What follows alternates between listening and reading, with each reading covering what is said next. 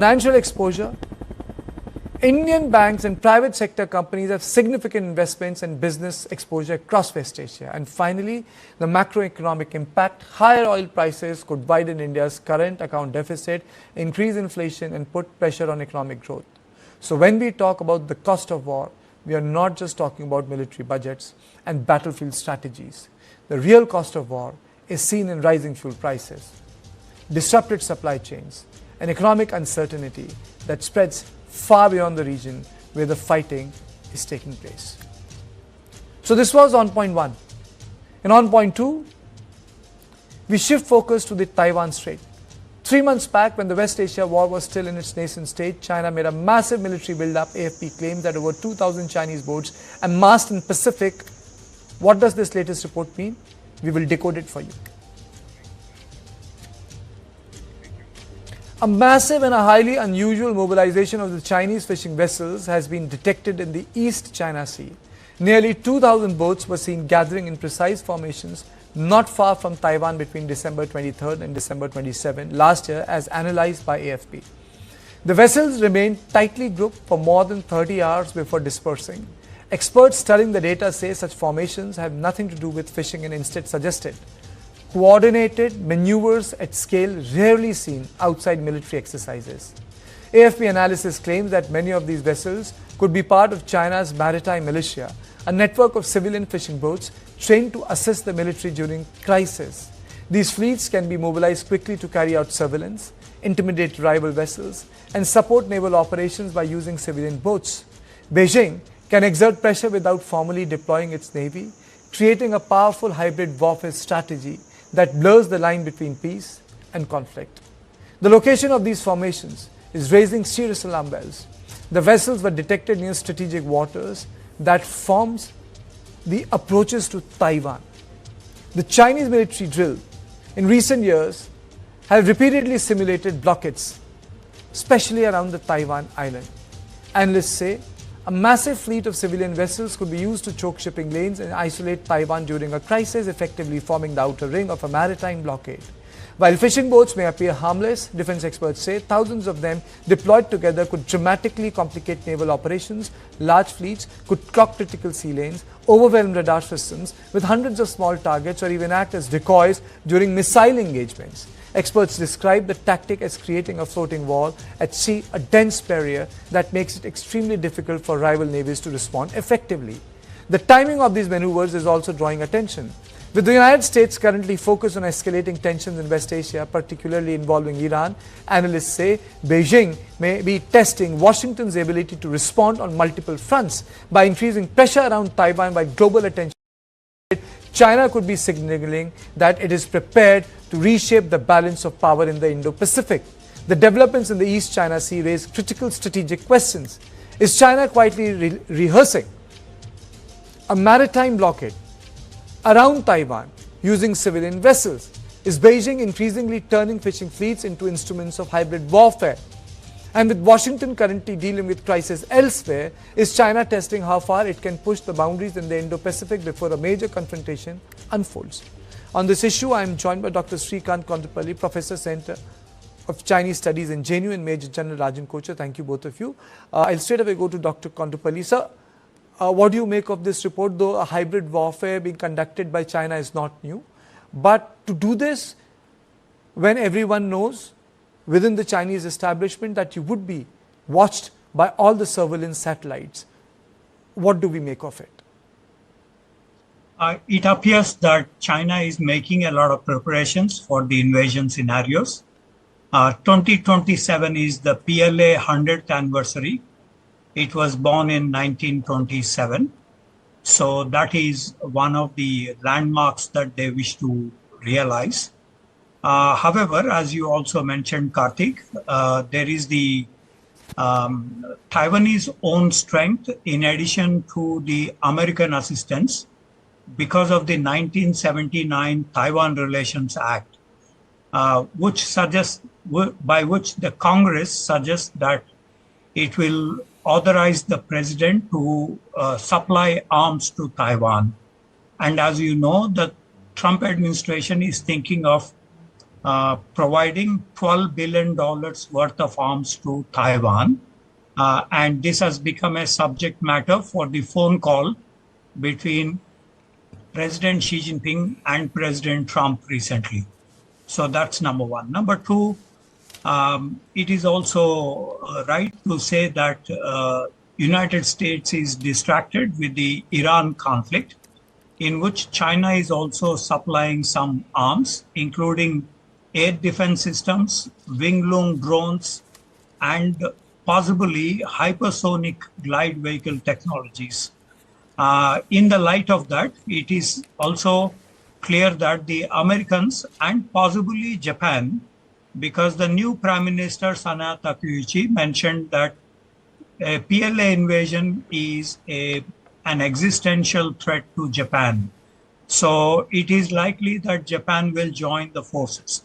So the picture that you have shown, Karthik, is about the median line between the East China Sea, whereby China intends to block any support from Okinawa, the American base in Japan, and by swamp tactics, they would be able to address some of the ships that may be plying in that region. So that is one interpretation we can draw. Chinese Navy is the largest navy in the world today. They have already surpassed the United States Navy. However, they do not have the combat experience so far. So it is likely that cumulatively, China is trying to exert pressure through these fishing vessels. This may create a headache for the combat troops if there is an invasion scenario in the Taiwan Straits. But most important, Taiwan is very advanced in its armed forces. It has the F-16s, IDFs, indigenous defense fighters, Xiongfang missile systems, and others. And they are, in fact, more powerful than even Iran in the current context of conflict between US and Iran. So Taiwan is no pushover. So for China, if it intends to execute an invasion plan, the cost will be more higher than what you have just mentioned about the cost in the US-Iran conflict in West Asia. General Kocher, your opening comments of this large exercise, though it's not the first time, if you recall, a very famous film has been made on it, Dunkirk. You know, when Churchill organized a large flotilla of these boats to rescue.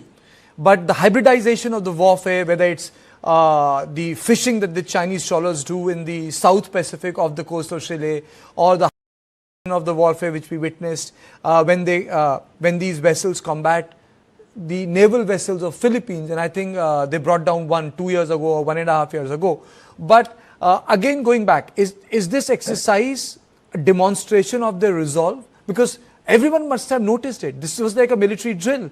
This was like a parade. It's like having a Republic Day parade, you know. It's an intent. So are we saying that day is near when they would actually launch a military operation? Okay, thank you, Karthik. See, if you actually follow the Chinese and the PLA strategy, their timing is very important.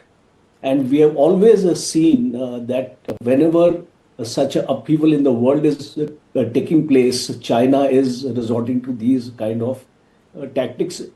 And if you remember, when the Ukraine war was on, a similar kind of exercise was being done by the Chinese, and I remember discussing on your channel only that will China strike Taiwan now, because the US is busy in the campaign in supplying arms to Ukraine.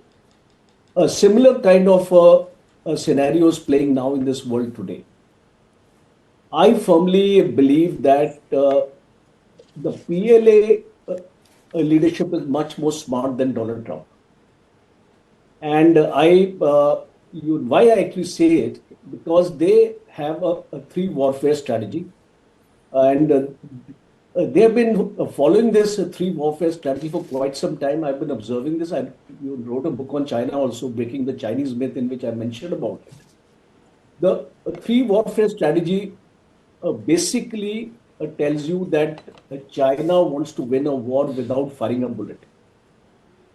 China knows, in terms of a military appreciation, that how difficult it will be to win over Taiwan. Professor Karnapoli has brought out the basics, that how difficult it will be to overcome Taiwan in a military battle, and especially you will have to launch amphibious operations here, and amphibious operations are very, very difficult when the enemy is prepared for you, and when you do not have early warning, or you don't have surprise on your side.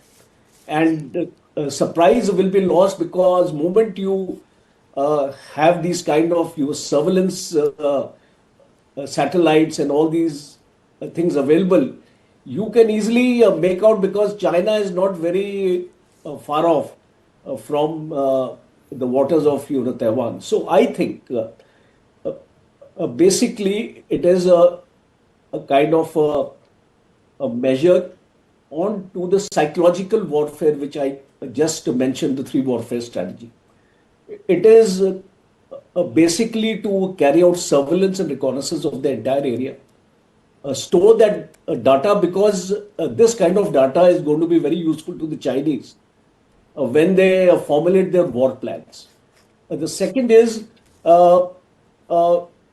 try to do this areas in disputed waters. Try to make a legal framework, because the three warfare strategy mentions psychological warfare, legal warfare, and information warfare. So from that legal warfare point of view, also message also goes that this area is not yours, and we have legal right on this area. You have actually seen it in Spratly Islands, the way Chinese have captured that islands in the middle of the South China Sea. Paracel Islands is another one where their missile bases have been deployed. And the third is, in the present context of war, it is also a strategic signal to the United States, to things like Japan also, that we have a sizable force in this area, and we can enforce our strategy in case we want to, at our own point of time and choosing. Okay, Dr. Srikanth, what is the Chinese thinking in context of a distracted America in various war theaters? A lot of people say that the China will not behave the way Americans do in context of the global crisis. So what's the Chinese state of mind when it comes to the current world, sir? Well, in the recent white papers, the Chinese have said about opposing Taiwan independence. And they have also mentioned about the three evils: separatism, extremism, and splitism, which are basically domestic related issues. So the Taiwan independence, the current government in Taiwan is led by the Democratic Progressive Party, and its candidate won the elections a third time last year. And President Lai Ching-te belongs to the DPP, and the DPP constitution suggests to independence as their goal. However, the DPP, while in power, both in 2000 to 2006, as well as in last three terms, they did not go towards the independence, move towards independence. So China's position on this appears to be more artificial, because Taiwan is not moving towards independence, yet China is raising the bar on Taiwan. And as you have shown on the map, the fishing vessels, since Nancy Pelosi's visit to Taiwan 3 years ago, China conducted military exercises every 9 days out of 10 days. Yes. And last month they did not fly, but day before yesterday, they again started flying in that area close to Taiwan Straits. So in other words, China has restarted the campaign on Taiwan. My hunch is that today the Central Military Commission doesn't have a combat officer. General Chang Shengming is not a combat officer, but he is related to anti-corruption institution. So he is the only one who is present in the CMC from President Xi Jinping, who is a civilian. Okay. So in other words, the higher command has no combat experience. So this is done by the theater commanders at the Eastern Theater Command and Central Theater Command, focusing on Taiwan and South China Seas. But so they're flying these balloons once in a while in the Taiwan Straits. But this is not a very focused attention in terms of any concrete plans towards invading Taiwan. The other problem is that given the uncertainties of a war, as we have seen in Ukraine, as well as in Iran, the uncertainties will also bog down China if they invade Taiwan. Taiwan is also highly modern. They control 60% of global hardware. Yes. So it's quite formidable. So China is up against a great wall. We have whether it is serious or not. Okay. A closing comment from General Kocher is also because of the fact that, it's when you claim it as one country, you also claim the people. So the same form of brutality of the war cannot be conducted in Taiwan, because that would be a Pyrrhic victory ultimately. So that also makes it different from the Iranian theater. Absolutely right. And I tend to agree with the assessment of Professor Kodapalli, because basically from a military point of view, if I assess it, it is basically these are very important maneuvers, as we actually call the third navy of China. And especially what we are, I'll just make a comparison to Strait of Hormuz, also the way these small fishing boats are used there also. It is basically for mine laying, logistic transport, surveillance, blockade operations, and amphibious support. So this kind of augmentation of the strength of the PLA Navy will happen in tandem with these fishing boats, and they are in swarms. And why they are in swarms, we have to understand. Something like the swarm drone attacks. Okay. Where you can't actually hit every target, and some of these will go through. So that is the kind of a strategy which the Chinese are testing